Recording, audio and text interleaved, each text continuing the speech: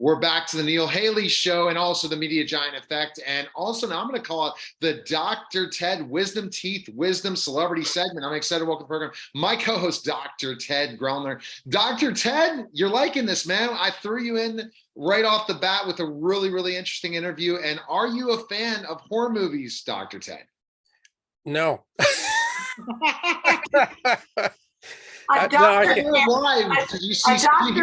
A doctor takes a Hippocratic oath and he cannot lie. So tell me, Ted, so never horror movies growing up at all? You know, there are some vivid memories I have of watching movies that were on regular television. And there's one scene on the end of a movie where there's an Indian sitting on top of a cowboy with a knife over his head. And I'll never forget that scene. So now, is that because you see too much blood every day? For a surgeon? No, that's like water to me. No, not really. It's just one of those things. I don't know. I've read Dean Koontz books, and those just go too far for me. Never.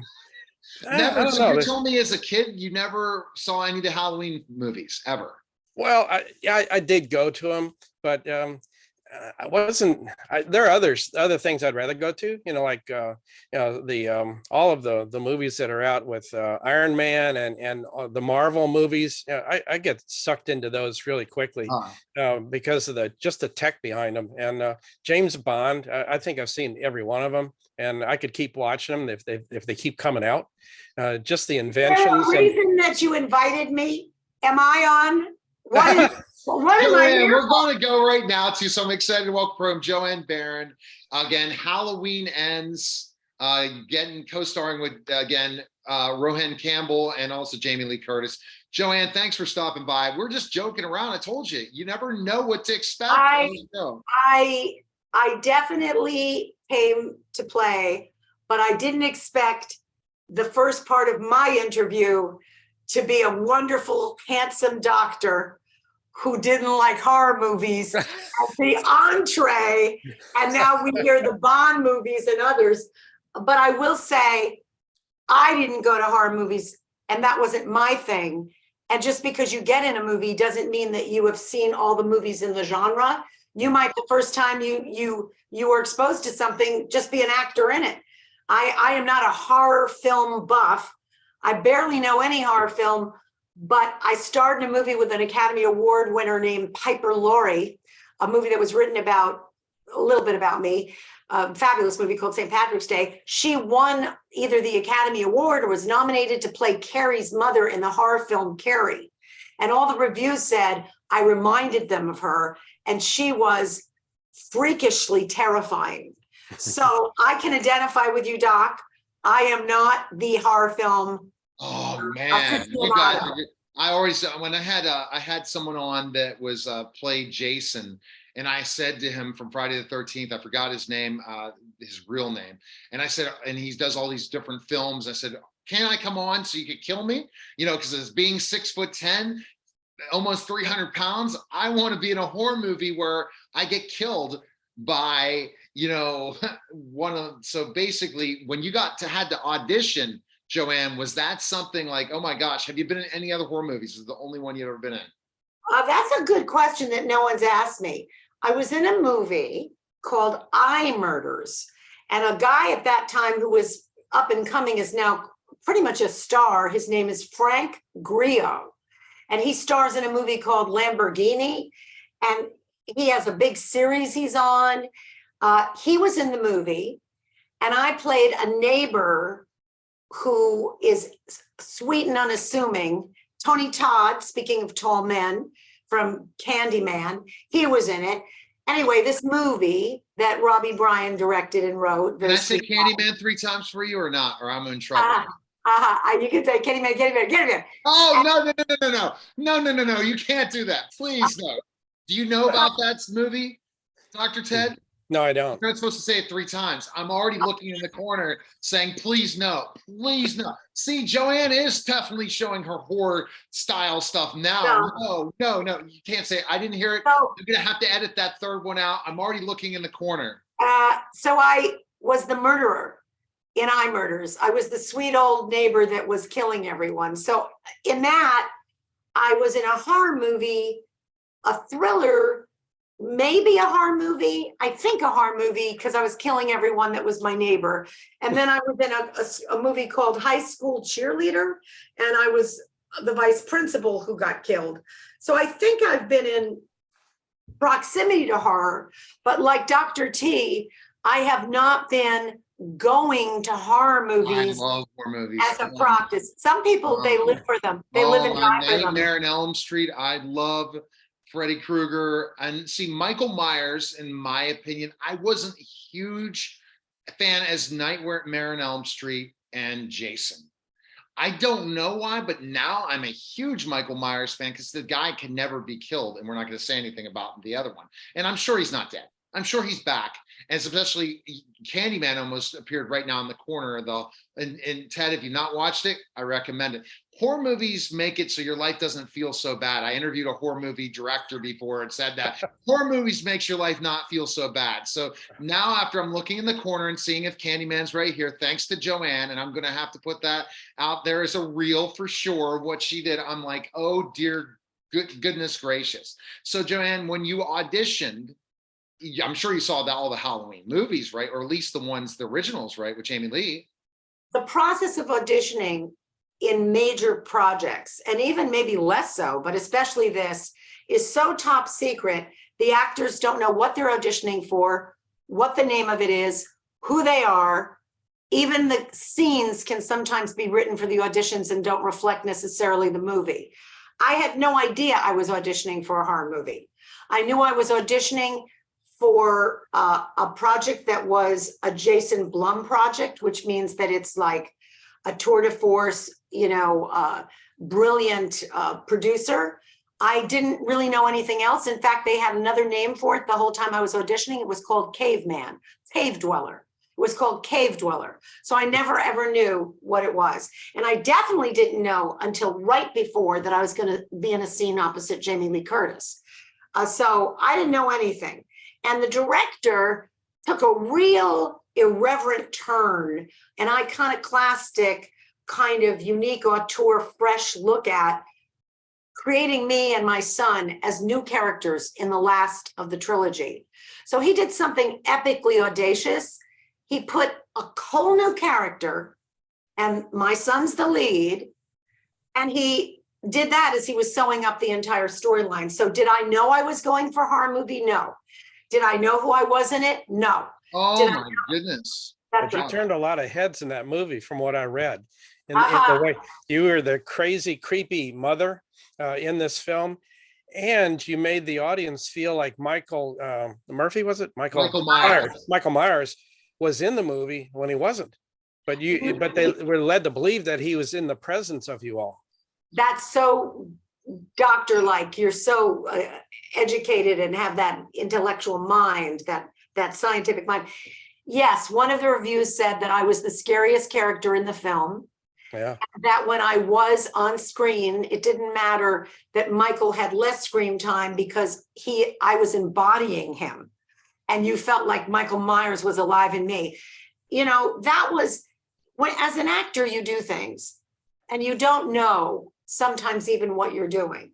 So when I read a review that said toxic motherhood, Jamie Lee is like all over her granddaughter and I'm all over my son, I didn't understand. And even the fact that they have a novelization out about my character, there were 7 children in my family. I was neglected. My first husband died, in a way. It's like all of the interesting aspects that you don't really know, even as an actor. Sometimes how people view it after and reflect on it and review it, it's actually informative. I was surprised that I was compared to Michael Myers.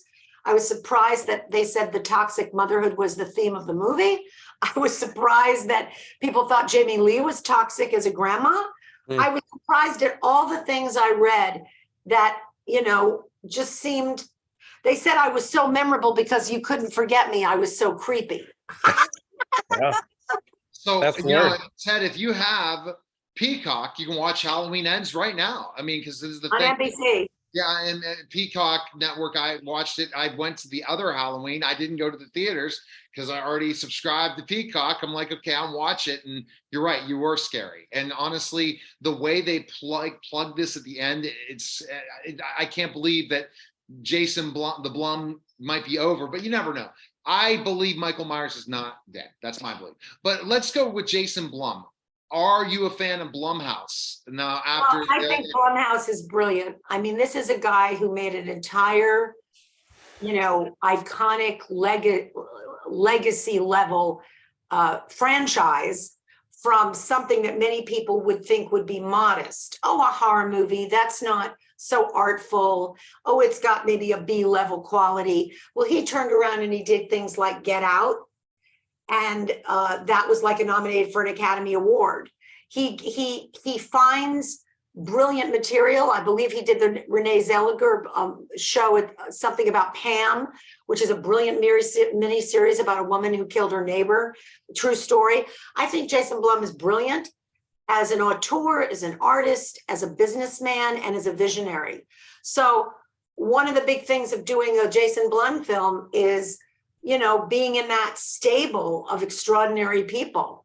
And perhaps, the casting director was so sweet to me at the after party. She said, we're going to look for something else for you. And I kind of do get the feeling there's a sense of community and that they may not repeat with people. But an example would be there's a wonderful Jason Blum movie out now that's fascinating about a little doll who comes to life and kills everyone. And it's starring the same woman who starred in Get Out, Allison Williams. Oh, wow. So I'd love to interview Jason Blum. Do you have that connect? I have connects for you. You're going to have connects for me, Joanne. At least reach out to see if I can get Jason Blum on my show. Okay. That would be great. Okay. I don't have that kind of relationship with him, but if you could get Jason Blum, that would be a real. Yeah, but you might help. I just need to get on the phone. That's all. All right, Dr. Ted, next question for Joanne. I knew it'd be fun, and we're going to do a final skit at the end. Ted's going to create it. We're going to do another improv where I did one with Nellie, right? Nellie from, not Nellie Olson from Little House on the Prairie. Right. Oh, okay. Yeah, not Nellie. I want to do Nellie. I want to interview Nellie too, but no, Nellie Olson from Little House on the Prairie. But go ahead, Dr. Ted, next question. Well, my question was, when I was going through the films that you've done, there's one particular film that caught my attention from my dental background. You know what I'm talking about? Yeah. Yeah. Oh, I love this guy. This guy's great. Do you know that was Mark Ruffalo's first movie? Really? He never had done a movie before. He was in a play on Broadway. And I went backstage. He's one of the classiest people on earth. He's so kind. I think being successful is confusing and being a failure can be painful. So we're just human beings. I'm Christian. We're sinners in my mind. We're not perfect like God is. So, it's unusual when someone is as generous, kind, classy, gracious as Mark Ruffalo. I went backstage and he was kissing my hand. And I didn't even know he remembered me. Wow. I did not even know he remembered me. And he remembered me from The Dentist. And now that you mentioned The Dentist, Doc, that is a horror movie because Robin Bernson pulls everyone's teeth out. And as a matter of fact, the little boy that played my son, he kept saying, I don't like this. I don't want to be here. I want to get off. And I went to the director, hold on to your underwear, gentlemen. And I said, I don't think he wants to be here. And the director gave me eyes of death. Go back to where you were. An actor does not tell a director that the person he's shooting the movie with, even if they're 3 years old, wants to go home. I said, is there anything we can do? And then I said to the little boy, can I get you a toy? Can I do anything? So being in that movie, I was very preoccupied with actually playing mother to this adorable little boy. And his mother was on the set, but I guess he got bored and just wanted to go home. He's a child. Yeah, I can imagine that'd be hard. Are you going to watch The Dentist now, Ted? Are you going to watch The Dentist? Are you going to watch The Dentist now? Well, I have to now that I find out it's a slasher film. He's got to see The Dentist because that's his area. He's got him. Corbin Burnson, I've had Corbin on my show multiple times. He's a great guy. Oh, wow. Yeah. So Yeah, I'm ranked the number 12 celebrity podcast in the world according to FeedSpot. So I interview major celebs all the time. All right. But see, I just find you so fascinating, Joanne, and all the different things. Now, latest project for you. Let's talk about, I know Halloween Ends is the thing, but also you're out promoting something else because but everyone needs to check out Halloween Ends, again, available Peacock, and soon on, it's now, what's going on with it? What's going on with it is, you know, as actors, we're like half the time out of the loop. I'm still trying to understand that they advertised deleted scenes, of which I have 3, including my death, which is a wild death scene. I sing while I'm slashing and blood is dripping. The director and the AD were on set throwing blood at me as I'm singing and grabbing a knife and kicking. That is one epic death scene. And it says deleted scenes coming out, director's cut, a gag reel, bloopers. And I'm looking, I thought it was November 15th. I think it might be December 27th, but I want to see it because it's some of the scenes I did. And whereas you see from the cut the director did a kind of angular, somewhat unattractive, kind of, I don't know, oppressive woman, there were scenes I did that were funny, where I'm talking baby talk to my husband like sexy. Woof Woof wants Kitty to come over and do a little play. And then there's ones where I am touching, I bring my son a dessert.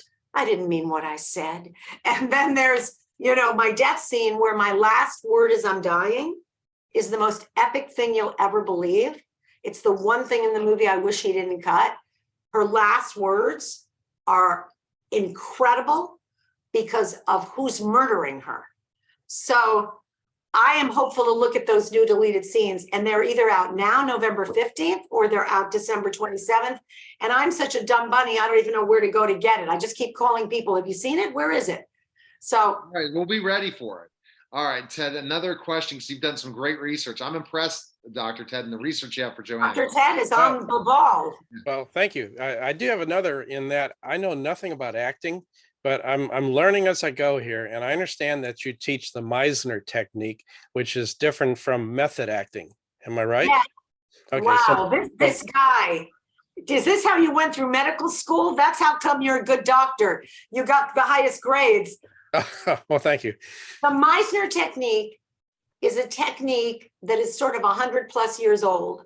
Warren Beatty, Jack Nicholson, Robert Duvall, the great director Sidney Pollack, the writer David Mamet, Sam Rockwell, Aaron Eckhart, Diane Keaton, Diane Weiss. It's the most renowned technique. And it's a program that really is good for writing, producing, directing, acting. And it's great for anyone at any age. And we teach it on Zoom. So anyone anywhere can take it. And we teach it in person, of course, if you're in town. And the method of that is imaginative. And Strasberg's method, as they called it, is more like recalling trauma in your life, or doing something where you look at a person and you're substituting someone's face. So Halle Berry, who I was in Frankie and Alice with, and I was in Dorothy Dandridge with, she worked with our Meisner technique, and she worked with the method. And her comment was, it's not really as specific as the Meisner technique because it's more generated by emotion. I am going to remember a trauma. I am going to look at your face and remember my uncle. And somehow she felt that didn't ground her as much as breaking a script down and having specific, clear, planned behavior and filling in the emotion under it. So she was a Meisner convert. There's many Strasberg actors, people who did the method and felt like that recall and substitution, those techniques were helpful, but they're not the whole enchilada to acting. Now, I understand with Meisner, you're trying to act to get a reaction from the people around you. No, you're not going to ever push for a reaction. You're simply going to allow the truth to unfold. Okay. Allow yourself to react. So rather than come on stage to pick a fight, you are there to just accidentally experience what might become a fight if someone insults you. And the accident of acting is like the accident of living. Who goes home and expects their wife to be cheating on them? They didn't think they were going to pick up a gun and kill their best friend. And when you go to the dental office, you know, or he's doing his Zooms, he didn't know that I was going to say, wait a minute, talk about me, not the Bond movies. Now, see, luckily I've done so many interviews. I know you were not upset. I do have stories I'll tell you off air of the worst interviews ever that were the ones that were pissed off of me out of 9,000 plus. And I have a few of them and I want to still strangle them. All right. So let's go ahead now and go ahead. Interviews. and they're pretty well-known people. And they're the two biggest jerks in the industry. Well, let me just say this. I can't say it. Why I said Mark Ruffalo was a very kind soul is because I think as you get more and more successful, for some people, you're in awe and fear you'll lose it. And in a weird way, you shut down. And I think you become a little less humble and a little less vulnerable and a little more impatient. So actually, failure is not a bad thing. It can make you deeply humble and vulnerable. And I think the quality of gratefulness, you know, is a great characteristic for someone who's a superstar. Tom Cruise is a darling person. Tom Cruise is an absolutely lovely, lovely person. He spoke at our school. Lovely. All right. Well, I got the best gimmick here. I came up with something, Dr. Ted. I remember I always wanted to do skits. I'm going to be a country bumpkin named Buck who's going to interview your character from this movie, and that's Joan. So I'm really excited today to invite you to my show. Welcome to Buck, and I'm excited, Joan, that you've come by to tell me what the heck happened with your son. That was not a very, very, very good job you did raising him. How dare you? How dare you say anything about how I've raised my son? What do you know about the things that I've gone through? Come on now. I saw that he's really crazy and he really isn't confident. It looks like a part of it is based on what you do for him. If I had a gun, I would shoot it repeatedly through your head. How dare you insinuate that I, who have given my life for a boy who I love more than life itself, and who I have done everything for, how dare you insinuate that? I mean, again, I would say also the father is very uninvolved man. He was kind of crazy, and I didn't know what you saw in him, Joan. I see that you are a judgmental, evil. I am a wonderful mother, and my husband is a very kind and well-intended. Are you really kidding? You're absolutely kidding me that you would think something like that. I'm just shocked. I'm shocked that you're lying, Joan. You really have a lot of problems. I am controlling myself because I'm a lady, but you're a monster. One more word out of you. I swear, anything you think about me or my husband will come seeping through this Zoom right into your bloodstream. Oh my goodness gracious! You say, I tell you, I'm gonna have to let you go. Goodbye. All right. So there's my country bumpkin interview with that. That was phenomenal. That was great character acting. Awesome. Very, very good. Awesome. So Ted, last question for Joanne, but we have to let her go. But you like the Joan thing. I mean, I can't wait to watch because I was looking right in the camera and didn't see your reaction. I cannot wait to watch that and put it in reels. Okay. The whole thing with my interview with Young Rock and everything. And so I've been doing this. And what are your thoughts? Was that pretty good? Country. Oh, you want my acting assessment? Yeah. I think that when people are different and older, they're very short, they're very tall. You were a wrestler, which, by the way, we have a lot of Olympic champions and wrestlers have gone through the school. Very famous. I was in the Jean-Claude Damme movie with Dolph Lundgren, who I taught. I've had Dolph on my show. I've had Dolph Lundgren on my show. Well, look at Universal Soldier. I have quite the epic scene in that. Really? Oh, yeah. I find that people who have lived longer and have more to draw from and who are special Maybe someone's short like Danny DeVito, or they're very tall like Dolph or yourself. I find that they can work as actors. The issue with acting isn't that you come to it later or you did something else. John Cena is a brilliant actor. It's how much time you train is the same training that goes into the doctor. All the work that he did, your work in your wrestling, you can't just walk into that. You're going to get your clavicle broken, your head off broken, and you'll be dead. Your windpipe will be gone. You have to be skilled. So the only thing I say to people is, Meisner said he could teach a table to act. And I think the most interesting tables are the ones that have been around the longest and have the most character. So I'm very excited to teach people. If Ted or yourself ever said, hey, I'd like to take a class at Baron Brown, especially on Zoom, because Zoom is very effective for acting training. I would think it would be fun and exciting and open up new vistas. How many doctors have also loved acting? Rico Simonini is one of the top heart surgeons in the world, and he went to our whole 2-year program to be an actor. Wow. And he starred Frank Sinatra in a movie that he produced that I played Hedda Hopper in. You're really the resume you have, who you've taught, where can people go? So you're going out here promoting Halloween Ends, but also let's promote your acting. Where can people take the course? Where can they go right now? BaronBrown.com. I'm Baron, my husband's Brown, and there's a .com. And all you have to do is go on BaronBrown.com, and there's a thing that says apply for an interview. All right, fantastic. All right, Ted, that was fun, and we'll make sure I'll get you the link to all that. Appreciate it. Halloween Ends is now available on Peacock, and also I'm sure now it's in streaming services. It's out of the theaters now. If you've not seen it, got to check it out. And now you see crazy Joanne. One last comment. Ted, yes, you're the best. I hold nothing against you for not liking the horror movies. I'm not the horror girl. Your taste is my taste. I love the things you said you love. You're a terrific interviewer.